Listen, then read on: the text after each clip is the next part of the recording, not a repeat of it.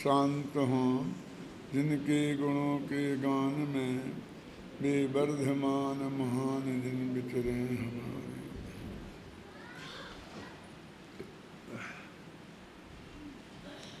अब एक समस्या खड़ी होती है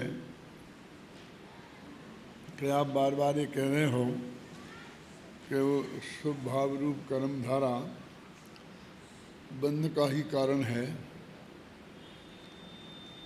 और ज्ञानी को बंध नहीं होता, ज्ञानी कोई बंध के कारणों में प्रवृत्ति नहीं करता। तो हमने तो चौथे गुणस्थान से लेकर 12वें गुणस्थान तक के ज्ञानियों को, अंतरात्माओं को ऐसी कर्म धारा में परिवर्तित करते हुए देखा है। उसका सीधा सच्चा जवाब तो यही है कि किसी चीज़ के होने से उसको वो उपादेय मानता है, ऐसा नहीं माना जा सकता। क्योंकि एक बात तो नक्की है कि सारा जगत अशुभ भाव को बुरा मानता है। जो शुभ भाव को भी अच्छा मानते हैं वे भी अशुभ भाव को बुरा मानते हैं, फिर भी उनके जीवन में अशुभ भाव देखा जाता है ना। इसलिए ये कहना सही नहीं है कि हम जिसको बुरा माने वो चीज़ हमारे जीवन में नहीं होना चाहिए। 5 पापों को कौन अच्छा मानता है? और हर गृहस्थ के जीवन में 5 पाप चाहे एक देश ही सही, वे तो अणुवृत्तियों के भी होते हैं ना।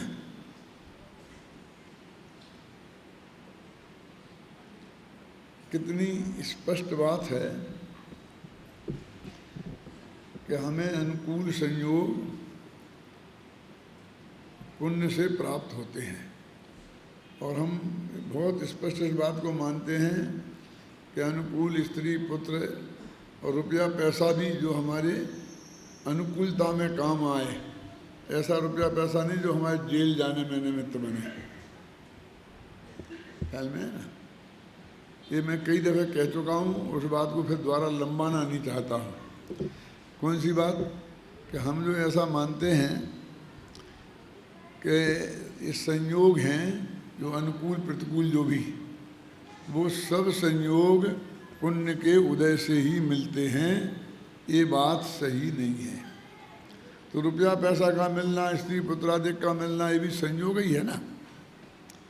तो ये अकेले पुण्य से मिलते हैं ऐसा नहीं है।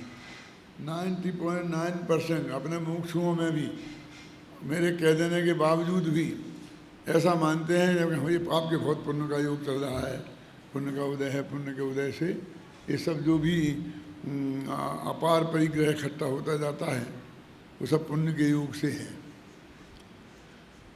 और मैं कई दफ़े एक उदाहरण दे के बता चुका हूँ कि यदि राम जैसा बेटा पुण्य के उदय से मिला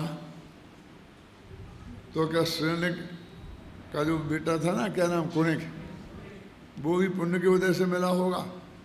अथवा शाहजहाँ का बेटा औरंगजेब, उसे पुण्य के उदय से मिला होगा जिसने उसे जेल में डाला। और ये पैसे को हम पुण्य के उदय से ही मानते हैं सब। कितने ही डंडे मारो, क्यों हमारे अंदर से भी वो बुद्धि छूटती नहीं है।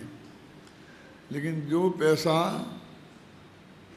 हमें जेल में पहुंचा दे, परिवार वालों से दूर कर दे, घर से दूर कर दे, स्त्री पुत्र आदि से दूर कर दे, वो पुण्य के उदय से प्राप्त हुआ कैसे माना जा सकता है? वो तो प्रतिकूल संयोग है ना।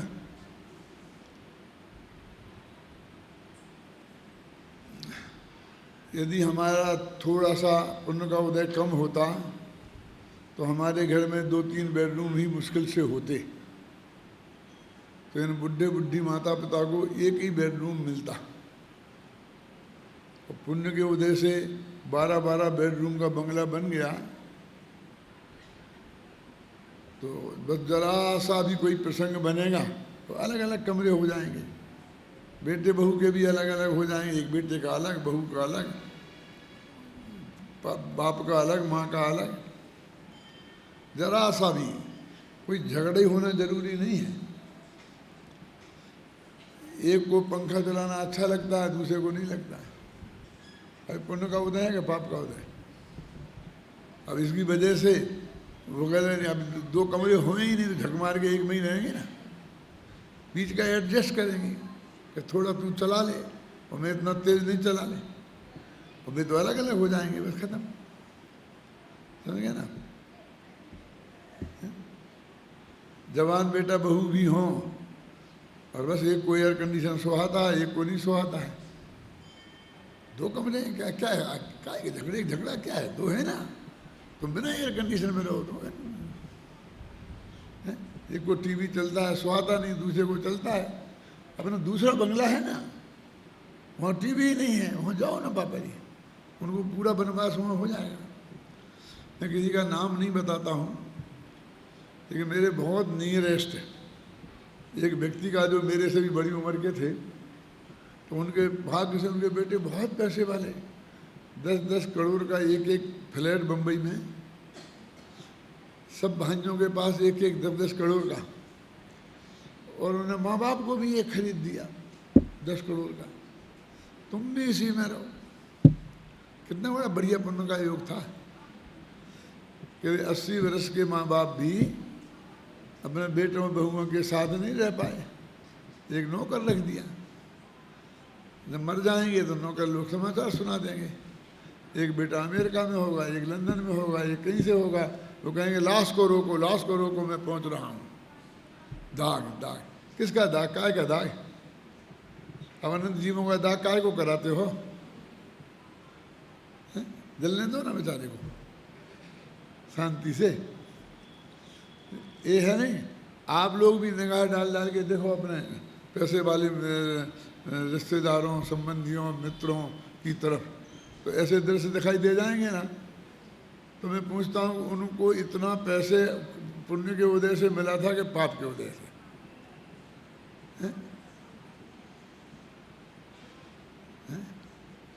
सोचो, ये बिल्कुल गलत बात है। ये पुण्य से ही मिलते। जिन जिन संयोगों को आप पुण्य से मानते हो वे सब पुण्य से नहीं मिलते। एक पहली बात ये है। तो ज़्यादा लंबाता नहीं हूँ कि मुझे एक पुण्य पाप अधिकार पूरा करना है इस शिविर में। और 4 कलश 3 दिन है, 3 कलश हैं, एक दिन में एक कलश निपटाऊंगा मैं, इसलिए इस विषय को मैं लंबाता नहीं हूँ। अब रही बात है कि पुण्य के उदय से अनुकूल संयोग मिलते हैं, और इतनी बातें पक्की है। संयोग नहीं, सब संयोग नहीं। ये शरीर पुण्य के उदय से नहीं मिला, ये शरीर अनुकूल शरीर के स्वाध्याय में बाधा नहीं पड़े, ये पुण्य के योग से मिला है। अब ये मानते हैं हम सब, मान लो अभी, और फिर यही परिग्रह को जोड़ने के लिए दुकान पे बैठ के जाके पाप क्यों करते हैं? क्योंकि यदि पक्की श्रद्धा है कि पुण्य के योग से ही मिलेंगे तो कम से कम पाप तो नहीं करना चाहिए ना। अब कुछ आदमी खड़े हो सकते हैं कि नहीं साहब, हमारी दुकान पर तो बिल्कुल ईमानदारी का काम है, बिल्कुल फिक्स रेट है, कोई बेईमानी नहीं है, और बिल्कुल इनकम टैक्स हम सीधा भर देते हैं, सेल टैक्स का एक भी गड़बड़ नहीं है हमारा। हम हर एक को आप कैसे तोल रहे हो?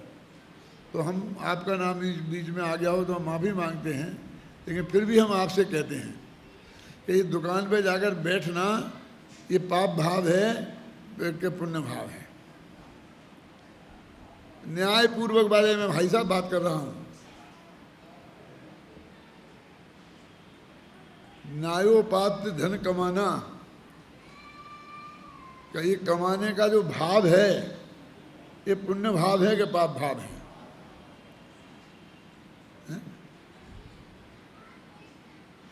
न्याय का भोग पुण्य भाव है कि पाप भाव है? न्याय का भोग समझ गए ना, माने विवाहता अनुकूल पत्नी, बिल्कुल उसके साथ उपभोग पुण्य भाव है कि पाप भाव है? अब इस पर रसना हिंदी लगा लो, बिल्कुल पुण्य के उदय से मिली हुई शुद्ध सा बिल्कुल 8 पैरा घी की बादाम का हलवा,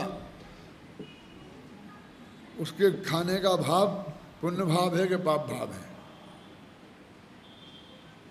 ठीक है। घ्राण इंद्री का भी लगाओ। नासा इत्र फुलेल, उसमें अनंत जीव मरते हैं, लेकिन चंदन घिसके, चंदन का तेल क्यों, ये पुण्य भाव है कि पाप भाव है। चक्षु इंद्री का भी लगाओ, कर्ण इंद्री का भी लगाओ। मेरे कहने का अर्थ ये है, वो ही अध्यात्म का भजन जब मधुर कंठ से सुनने में आता है तो हम झूम उठते हैं, और मेरे जैसा पढ़े तो लोगों को अच्छा नहीं लगता है। भाई भाव छंद तो वही है, भाव तो वही है कि नहीं है? तो एक कौन सा भाव है? कर्ण इंद्री का विषय है ना। यानी ये आप गए यहाँ से लेकर के, सुनो, दुकान की तरफ मुँह करके गए और पाप बनना शुरू हुआ, घबराना नहीं। मैं उदाहरण देता हूँ प्रकाश। अपने यहाँ एक दृष्टाष्टक स्तोत्र आता है, सुना? दृष्टाष्टक स्तोत्र का मतलब क्या? अपन घर से निकले भगवान के मंदिर के दर्शन करने, तो उस वक्त कौन सा स्तोत्र पढ़ना चाहिए? उसका जो स्तोत्र पढ़ना चाहिए उसका नाम है दृष्टाष्टक स्तोत्र। तो कहाँ से शुरू करना चाहिए? कि घर से निकले हो, मंदिर की सुरई दिखी, वहाँ से शुरू करना चाहिए। अब ये बात हम 8-9 वर्ष की उम्र से जानते हैं। क्या है? उसकी पहली पंक्ति सुनाता हूँ मैं आपको। दृष्टम जिनेन्द्र भवनम भवतापहारी, मुझे भव का ताप हरने वाला जिनेन्द्र भगवान का भवन दिखाई दे दिया। बस शुरू हो गई। क्या? दृष्टम जिनेन्द्र भवनम भवतापहारी, पुण्य बंदना शुरू हो गया। वहीं से पहले घर से अर्घ लेके, चावल लेके, और ऐसा निकलते थे ना मंदिर को दुपट्टा डाल पहन के, तो वहाँ से ही वे लोग स्तुति बोलने लगते थे। मेरी सासू जी को देखा है मैंने, गुना में हम साथ साथ थे, तो वो पूरे बाजार में जोर जोर से बोली जा रही हाथ में लेके। तो मैंने कहा यहाँ तो मत बोलो, बाजार है। नहीं नहीं नहीं, हमारी तो नियम है, बोलेंगे। पुण्य बंदना शुरू हो गया। सम्मेशकर की यात्रा को गए तो जो लेके जीना चढ़े वो पर्वत, वहाँ से नहीं, वहाँ से जब आप घर से निकले हो, घर के 6 महीना पहले से एक एक चीज़ जोड़ रहे, यात्रा पे जाना है ना, तो ये सब चीज़ ले जानी पड़ेगी। वहाँ से ही पुण्य बंदना शुरू हो गया। हाँ, आप समझ रहे हो कि बहुत बढ़िया बात, हम तो समझते ही नहीं, हम इतना अधिक पुण्य मानते हैं। इसलिए जिसके घर मंदिर के पास है वो ज़्यादा भाग्यशाली नहीं है। इस दरवाजे में से निकले, इस दरवाजे में घुस गए, उसमें क्या है?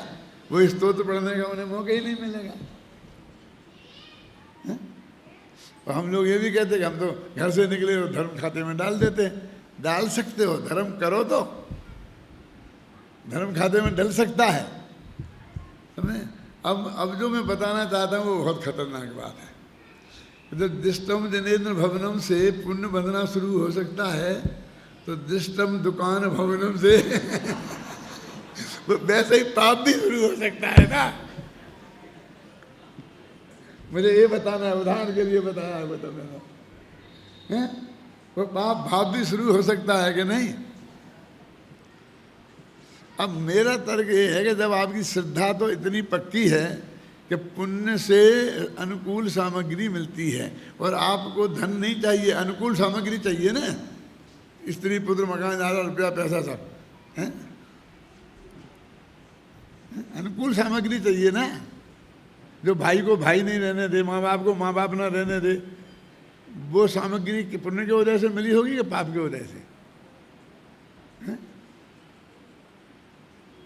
हम तो इतना भाग्यशाली थे कि आज तक हमें कोई बांटने का विकल्प ही नहीं आया। क्या कुछ बांटने को हमारे पास कुछ था ही नहीं। भाइयों में कभी ये चर्चा ही नहीं हुई, हम 3 भाइयों में, कि भैया कौन क्या लेगा। तीनों बैठे हैं यहाँ, पूछ सकते हो, सब कुछ हुआ ही नहीं। हमारे पास कुछ नहीं था तो हम इतने प्रेम से सारी जिंदगी रह सके। अब करोड़ों हैं और वो प्रेम से नहीं रह सकते। क्या क्या स्वरूप है इस जगत का है? इसको मैं अनुकूल कैसे कहूं?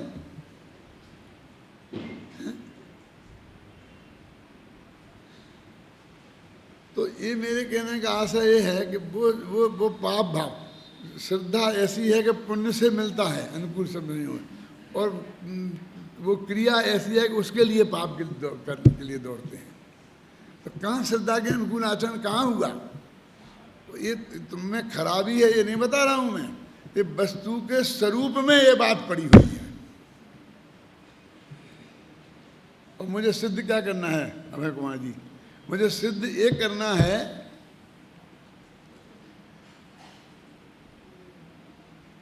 कि ये जो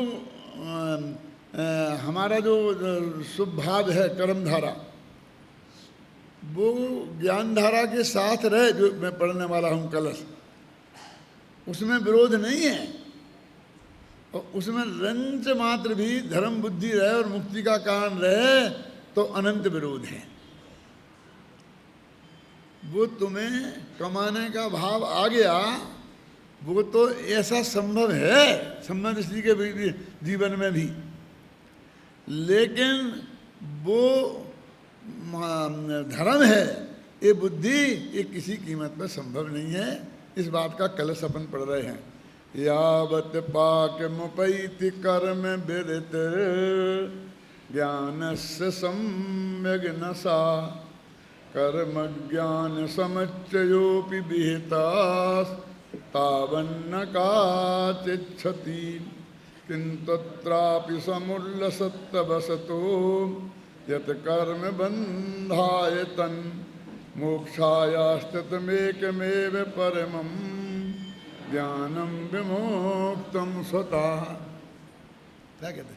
पढ़ो, हिंदी का पढ़ो, आनंद है, बहुत मार्मिक है।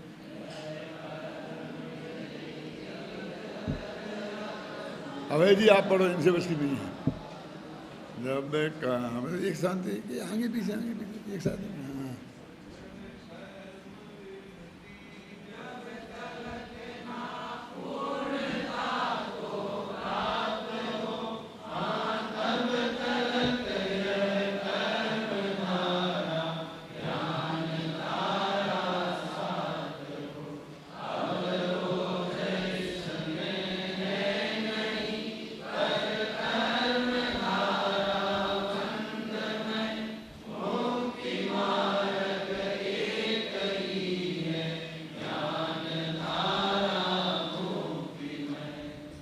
कितनी क्लियर साफ बात है ना कि भैया जब तक कर्म वृत्ति पूर्णता को प्राप्त ना हो, कर्म वृत्ति माने कर्म धर्म नहीं है, कर्म मुक्ति का कारण नहीं है। कर्म माने शुभ भाव और शुभ क्रिया रूप कर्म, वो मुक्ति का कारण नहीं है। ये जब तक पूर्णता को प्राप्त नहीं हो, ये क्या मतलब? क्योंकि श्रद्धा तो एक साथ ही एक चोट में ही पूरी होती है, तो ये तो निश्चित रूप से चारित्र की बात है ना, क्योंकि धीरे धीरे पूर्ति तो चारित्र में ही होती है। अब देखो इसमें भी बहुत चक्कर खड़ा हुआ, बताऊं कहाँ झगड़ा है? पढ़ो अगला पेज देखो।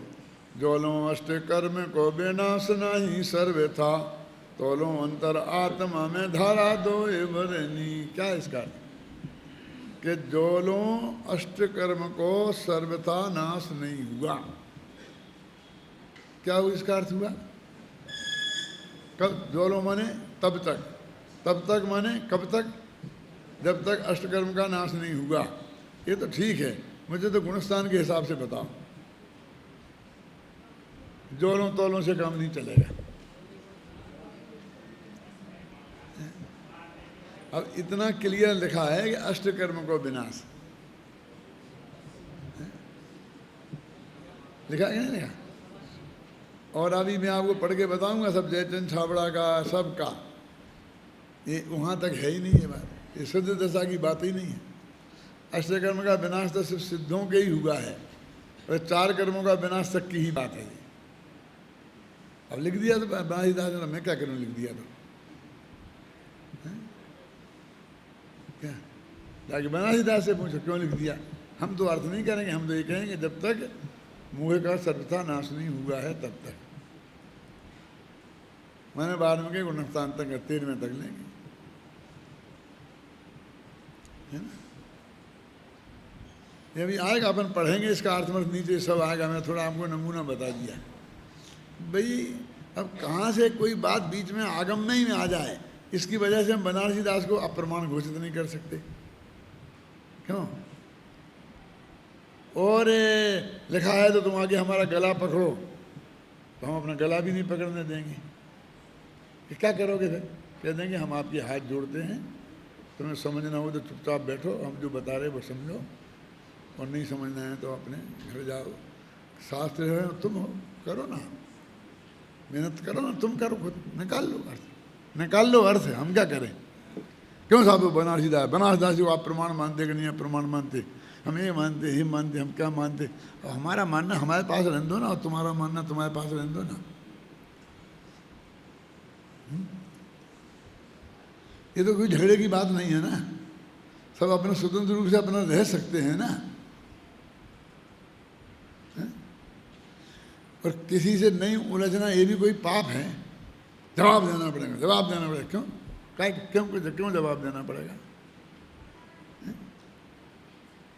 इसमें गीत मिथ्यात्व क्या, गीत मिथ्यात्व, जवाब देना पड़ेगा। नहीं देना जवाब, बोलो क्या करें?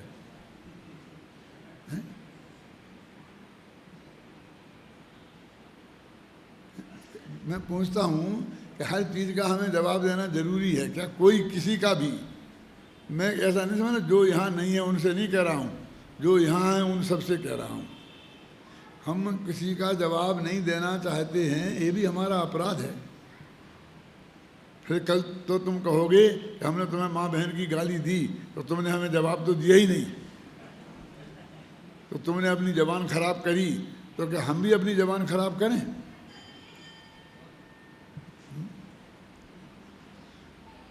इसी जयपुर में एक कहानी लिखी गई थी जो विश्व में हिंदी साहित्य की सर्वश्रेष्ठ कहानी मानी जाती है, और उसके लेखक ने सिर्फ 3 कहानियां जिंदगी में लिखी।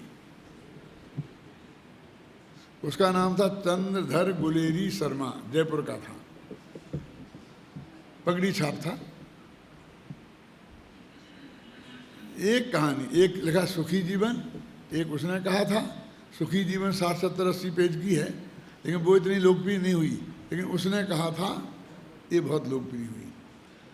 उसके पहले ही पेज पर उसने अमृतसर की गलियों का वर्णन किया। क्या? अमृतसर समझ ये है ना पंजाब में, कि वो कहते हैं कि वही तांगे वाले का वर्णन कर रहे हैं। कोई तांगे वाले से कुछ लेना देना नहीं है, वो कहानी तो बिल्कुल जुदी ही है कि जिस अमृतचंद की अमृतसर की सगड़ी गलियों में तांगे वाले हट जा पुत्ता प्यारिया, भग जा बेटा प्यारिया, लंबी उम्र वाले भग जा, हट जा तांगे वाले, कि तेरी उम्र यदि लंबी है, तू यदि पुत्रों की प्यारी है, तो तू मेरे रास्ते से हट जा, नहीं तो अभी मर जाएगी। क्या ऐसा? मैंने वो दृश्य जो उसने देखा होगा कवि ने, उन्हें शब्दों में बांध दिया, ऐसे तांगे वाले। और फिर उसने एक गाली लिखी कि वो कैसी गंदी गालियां देते हैं वे तांगे वाले। अब समझना मैं क्या किसके लिए ये बात सुना रहा हूँ आपको, कि कितनी गंदी गालियां देती हैं। तो वो कहते हैं कि घोड़े की नानी से अपना निकट का संबंध स्थापित करते हुए जैसे अपन कहते हैं माँ बहन की गालियां, वो शब्द उसने नहीं बोला, लेकिन पाठक उन शब्दों तक पहुंच गया। क्या? मैंने घोड़े की नानी से अपने निकट का संबंध स्थापित करता हुआ, माने घोड़े का नाना बनता हुआ, माने स्वयं को घोड़ा बनता हुआ, अब वो घोड़ा घोषित करता हुआ। क्या कितनी सभ्यता से बात की जाती है। एक मतलब जो विशिष्ट व्यक्ति होते हैं वो कितनी गंदी से गंदी बात कितने अच्छे अच्छे शब्दों में भी व्यक्त कर सकते हैं। ये बात उस पेज पर उस कहानी को सबसे ज़्यादा नंबर मिल गए हैं क्या।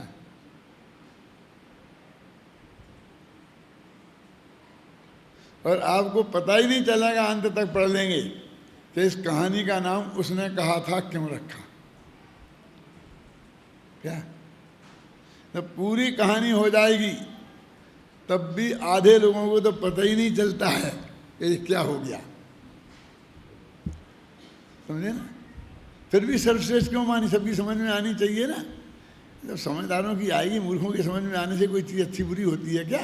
टोडामल जी ने लिखा ना, ऐसे अलंकार क्यों लिखे इनने, सीधी सीधी लिख देते। तो उन्होंने कहा ज्ञानी जन तो अलंकार में ही बात करें और जिनकी समझ में नहीं आएगी वहाँ के ज्ञानी जन उन्हें समझा देंगे। लिखा था, लिखा कि नहीं लिखा। हल्की बात क्यों करें। उसने कहा था, अब आपका क्या क्या था उसने, इसका भी अर्थ बताऊं क्या आपको। तुम तो जानते ही होगे ना। क्या जानता है बोल, बता थोड़ा। क्या नाम इसका अपने लड़के का तुम्हारे। आदित्य बोल। पढ़ी कहानी कि नहीं पढ़ी। नहीं पढ़ी तो गया काम से। ऐसा था कि एक लड़का और एक लड़की थे, वे दोनों एक दुकान पे दही खरीदने रोजाना जाते थे। और वो लड़का रोजाना उस लड़की से पूछता था कि तेरी कुमड़ाई हो गई है क्या, हैं, मैंने तेरी सगाई हो गई है क्या। और लड़की दत्त तेरे कह के ऐसा मार के भाग जाती थी। आप समझे, ये तो है उसका आदि का बीज। और अंत का बीज क्या कि फिर उस लड़की की शादी एक सेना के ऑफिसर से हो गई, सूबेदार से हो गई। और वो लड़का उसी सेना में भर्ती हो गया, जवान हो गया। जवान माने सैनिक, उसी सेना में सैनिक हो गया। जब अंग्रेज़ों की और जर्मनी वालों की, हिटलर की लड़ाई चल रही थी, तो उन दोनों को एक मोर्चे पे भेजा गया जिसमें उसका पति भी था वो सूबेदार, और वो बालक भी था जो तेरी कुमड़ाई होगी वाला, वो भी साथ में था। वो पूरी कहानी में आप पकड़ ही नहीं पाओगे क्या कहानी है, समझिए ना। बहुत लंबी लंबी चलती है, बहुत बढ़िया बढ़िया चित्रण है। तो वो जब जाती है दोनों, तो वो पति को विदा करती है, वहीं पर वो भी खड़ा है नौकर बन के, जैसे होता ना सैनिक बन के। तो वो सैनिक से कहती है कि मेरे पति जा रहे हैं, तू साथ में है, तू इनकी ड्यूटी में है, तू इनका ध्यान रखना। क्या, तू इनका ध्यान रखना, बस इतना वो कह देती है।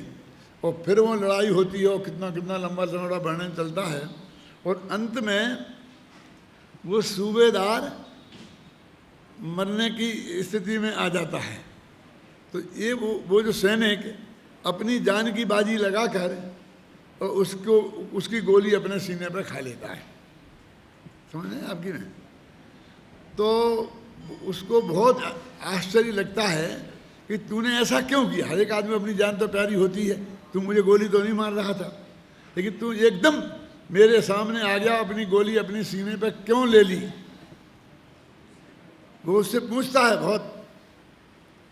तो मरते मरते उसके मुख से इतना निकलता है कि उसने कहा था।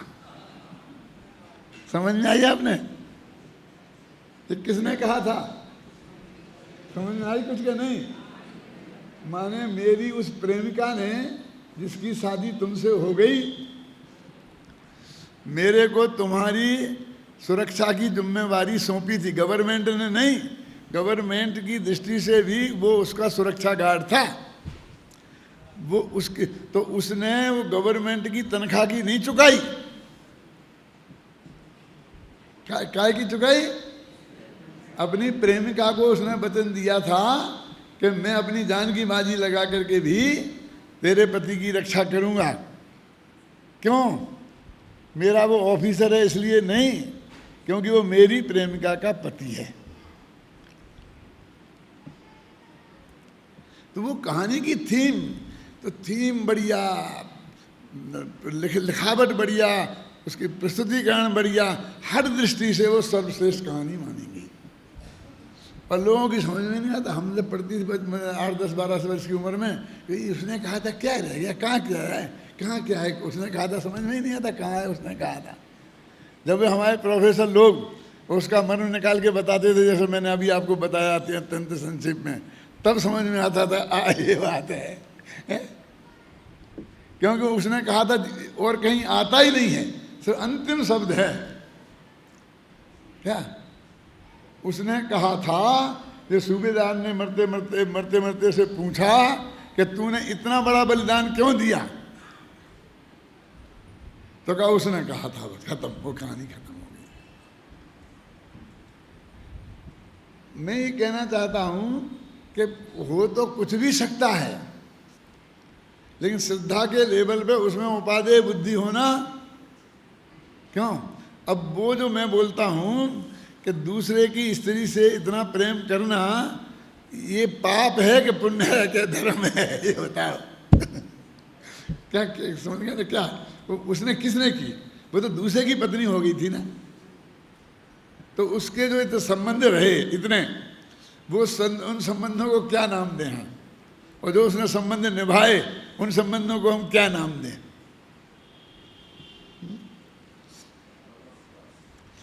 तो वे कहते यह कर्म वृत्ति जब तलक ना पूर्णता को प्राप्त हो, हाँ तब तलक यह कर्म धारा ज्ञान धारा साथ हो। वो ज्ञान धारा अंदर में चलती रहेगी श्रद्धा के लेवल पर, और कर्म धारा भूमिका के अनुसार चलती रहेगी। ये चौथे गुणस्थान से 12वें गुणस्थान तक की बात है ना। अवरोध इसमें है नहीं, इसमें कोई विरोध नहीं है। तुमको अवरोध लिखा, तुम्हें विरोध क्यों बोल रहे? क्यों? अरे अविरोध नहीं, अवरोध है। अंतर समझ में आया? अवरोध माने रुकावट, कि इसमें कोई रुकावट नहीं है। अवरोध इसमें है नहीं, पर कर्मधारा बंधमय, वो कर्मधारा बंद करेगी। और मुक्ति मार्ग एक ही है, ज्ञान धारा मुक्तिमय। वो मुक्तिमय जो ज्ञान धारा है वही मुक्ति मार्ग है। मुक्तिमय भी है वो, और मुक्ति का मार्ग भी है वो ज्ञान धारा। दोनों चीजें एक साथ रहती हैं। अब एक साथ रहती हैं, जगत को बड़ा अटपटा लगता है, ये कैसे सकता है? यही तो मैं कहता हूँ चौथा गुणस्थान का स्वरूप समझना सबसे ज्यादा कठिन है।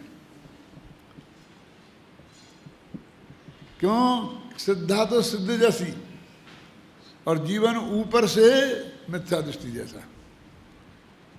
कैसे? लड़ाई लड़ रहा है, धंधा पानी कर रहा है, जो अंतर है ना अंतर में, वो अंतर बाहर प्रकट नहीं होता। उसे असंयमी क्यों कहा? संयम तो प्रकट हो गया अनंतानबंदी कसाय के अभाव में।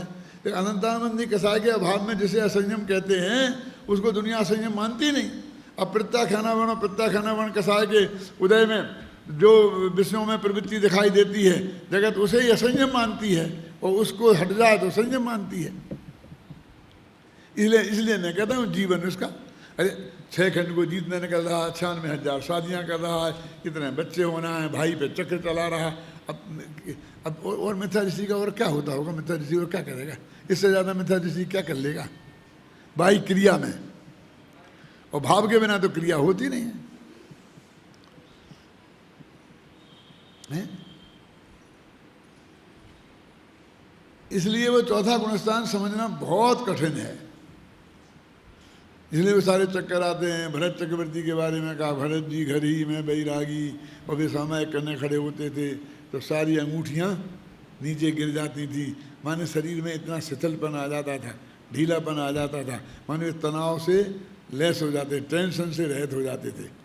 वो टेंशन से रहित होने को बता रहे वो, और फिर वो भी और वो सारी कहानी किससे दुनिया भर के चलते हैं, ये उसी का वर्णन है, खासकर चौथे गुणस्थान का। बाकी तो 12वें गुणस्थान तक की बात है ना। देखो जब तक ज्ञान की कर्म वृत्ति, अदो ज्ञान की कर्म वृत्ति कैसी भाषा है? ज्ञान की कर्म, ज्ञान माने आत्मा, ज्ञान माने संबंध ज्ञान चारित्र, वो प्रकरण पीछे चल रहा है। पूर्णता को प्राप्त नहीं होती माने चारित्र में भी पूर्ण नहीं होती। श्रद्धा में तो होएगी पूर्ण, तो पूर्णता को प्राप्त नहीं होती माने चारित्र में भी पूर्ण, तो वो 12वें स्थान में पूरी हो जाती है। तब तक कर्म और ज्ञान का एकत्रित बना शास्त्रों में कहा है। शास्त्रों में क्या कहा है कि दोनों को एक साथ करना चाहिए। करना चाहिए नहीं, होती है। ऐसा जानते हैं कि इलाहाबाद में त्रिवेणी का संगम हुआ है, ऐसा कहा जाता है। गंगा, यमुना और सरस्वती 3 नदियां जाकर के इलाहाबाद में मिलती हैं। तो 2 नदियां तो सारी दुनिया को पता है कि एक यमुना दिल्ली होती हुई आती है ना ऊपर से, और एक गंगा जो दिल्ली नहीं जाती है, वहाँ से 50-60-70 किलोमीटर दूर से निकल के और हरिद्वार से और यहाँ होती हुई और वहाँ कानपुर और उधर निकल जाती है पटना तरफ। एक की धारा बिल्कुल सफ़ेद है, पानी निर्मल, और एक का काला पानी है, मैला। ओके, वो यमुना की धारा मटमैली है और गंगा की धारा निर्मल है। गंगा की धारा निर्मल क्यों है?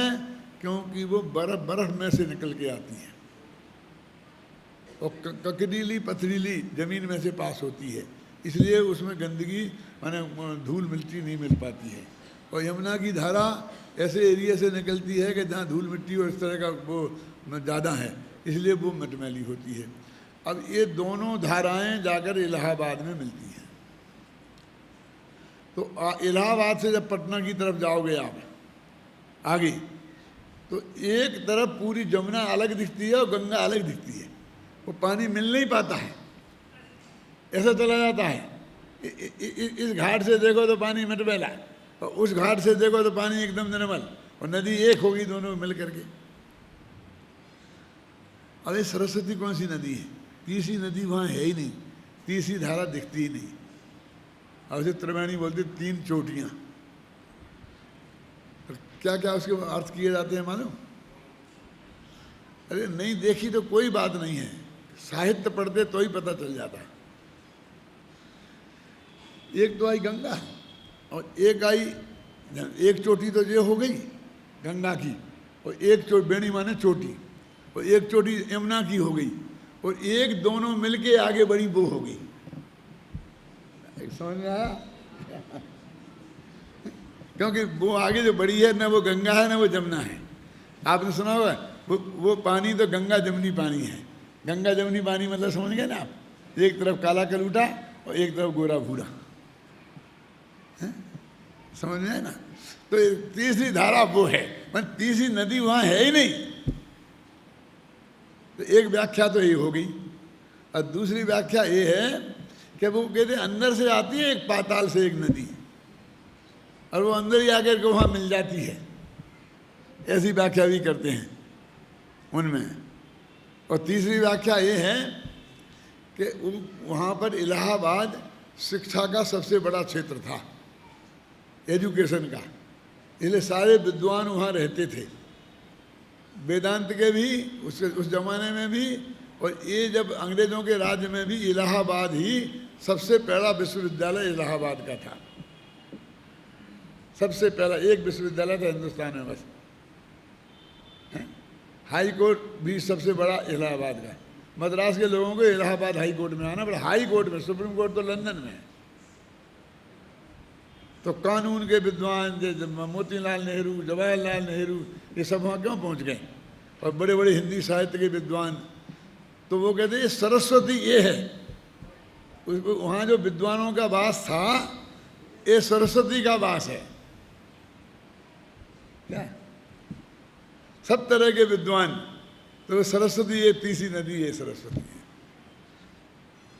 अब ये सब बातें कोई ऐसी थोड़ी स्टडी करो सब पता रहता है। ये सब हमको बहुत पुरानी, जब गुरुदेव से समागम में तब तक की बातें हैं, लेकिन आजकल ये पढ़ना लिखना बंद हो गया।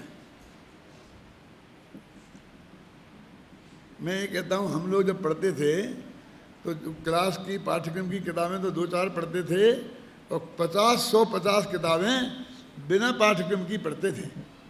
रोज़ाना हम लाइब्रेरी जाते थे, एक दिन भी नहीं आते थे, और एक किताब लेके आते थे और 2-3 दिन में ख़त्म किए बिना नहीं रहते थे वापस। और सारे धर्म युग और साप्ताहिक हिंदुस्तान और सरिता और माया और न मालूम कितनी कितनी पत्रिकाएँ वहाँ 2-2 घंटा बैठ के लाइब्रेरी में पढ़ते थे, क्योंकि खरीद तो सकते नहीं थे, पैसा तो इतने थे नहीं, और इतनी हम खरीद लें और वहीं जाकर पढ़नी पड़ती थी, मिलती नहीं थी, किताबें लेके आते थे। अभी तो कहते उतनी बस बाकी तो है कुछ रहा ही नहीं, ये टीवी ने सत्यानाश कर दिया, कोई पढ़ना लिखना जानते ही नहीं है। तो ये सब बातें उनमें आती हैं, अध्ययन करने की रुचि तो हो। जब मैं सबसे पहले पारोली में हेडमास्टर बन के आया ना भाई जी, तो मैं एक लाइब्रेरी में ही सोता था, तो उसमें 150 किताबें थी, तो मैंने 3-4 महीने में पूरी कर दी, पूरी एक पहले नंबर से उठाई और अंत समय तक पढ़ डाली। फिर मैं भीलवाड़ा गया, वहाँ बड़े ज़्यादा रहते थे, तो मैंने कहा भी मैं तो वहाँ नहीं रहूँगा पारोली में। तो एक कस्तूर चंद जी थे, सोगानी थे क्या, अजमेरा, बुजुर्ग थे मेरे से दादाजी, मेरे दादाजी की उम्र के, माने मैं था 18-19 वर्ष का और वे रहे होंगे 90 वर्ष के करीब। तो उनके पास बहुत बड़ी लाइब्रेरी थी, सब जैन शास्त्रों की, राज भारती, सब सारे जैन शास्त्र के 5-6 अलमारी भरी थी, जिस कमरे में वो रहते थे। वो ब्रह्मचारी हो गए थे, एक नीचे कमरे में रहते थे। तो मैंने कहा भाई मैं तो नहीं रहूँगा वहाँ। तो उन्हीं ने मुझे बुलाया था कि क्यों, मैंने कहा कुछ पढ़ने लिखने को है ही नहीं, एक लाइब्रेरी थी तो मैंने पूरी पढ़ ली। तो बोले ये सारी शास्त्र रखे हैं ना, जितना लेना हो ले जाओ। मैंने क्या कहा था ना, मुझे बहुत संकोच हो रहा है लेकिन कह देता हूँ। मैंने कहा ये किताबें, ये शास्त्र पढ़ते पढ़ते मेरा दिमाग खराब हो गया है। अब मैं ये नहीं पढ़ना चाहता हूँ कुछ दिनों। जैन शास्त्र भी बहुत पढ़े थे, तब मैं राज वार्तिक, सरवार सिद्धि सब पढ़ा सकता था, आप समझे ना। अब भूल भाल गया उतना, अब वो बात नहीं रही है पहले जैसी। तो ये पढ़ते पढ़ते तो दिमाग सड़ गया है। तो शादी के पहले की बात है राजेंद्र, मैंने ये कहा था अब कोई और, तो उनके आप जितनी किताबें खरीदना हो खरीद लो उस लाइब्रेरी के लिए, लेकिन आप यहाँ से जाओ मत। अब लोगों को पढ़ने की आदत ही नहीं है, कहाँ की ना समझ में नहीं आता है। 150 पेज पढ़े बिना मैं आज तक नहीं सोया उन दिनों में, 30 साल रोज ही ना। वो तब जो इतना साहित्य लिखा, ये पश्चाताप वगैरह सब वगैरह, इतना लिखता पढ़ता था उस वक्त में। तो अभी नई उम्र के पकड़े पढ़ते ही नहीं है, हिंदी अखबार तक नहीं पढ़ते, अखबार पढ़ने की फुर्सत नहीं है। सीखना, कुछ सीखने के लिए कहता हूँ। अवरोध इसमें है नहीं, पर कर्म धारा बंधमय, मुक्ति मार्ग एक ही है, ज्ञान धारा मुक्तिमय। अब बनारसीदास जी का पढ़ते हैं, देखो। जोलो अष्टे कर्म को विनाश नहीं सर्वे था, तोलो अंतर आत्मा में धारा दो ये बरनी, एक ज्ञान धारा एक सुबह।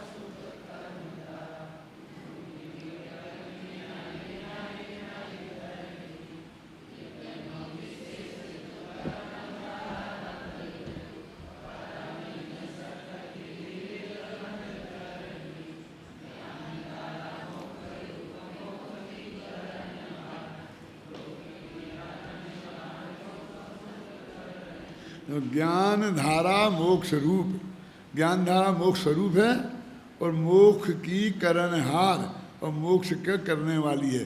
माने कहाँ से चल रहा है प्रकाश? बंध हेतु और बंध कारण, मोक्ष हेतु और मोक्ष कारण। जो मोक्ष का हेतु है वो ही मोक्ष रूप है, जो मोक्ष रूप है वो ही मोक्ष का कारण है। तो ज्ञान धारा मोक्ष रूप है, मोक्ष की करने वाली है और दोष की हरणहार और दोषों को हरण करने वाली है वो बहुत समुद्र तरनी, संसार रूपी समुद्र से पार उतारने वाली है, हैं? इतनो विशेष जू कर्म में धारा बंद रूप, तो इतना फर्क है। दोनों धाराएं एक साथ रहती हैं, गंगा यमुनी। अपन जो बात यहाँ से बड़े थे, एक कर्म धारा है यमुना और ज्ञान धारा है गंगा, समझे? यहाँ से बढ़ गए थे अपन, वहाँ पर प्रयाग पहुँच गए थे।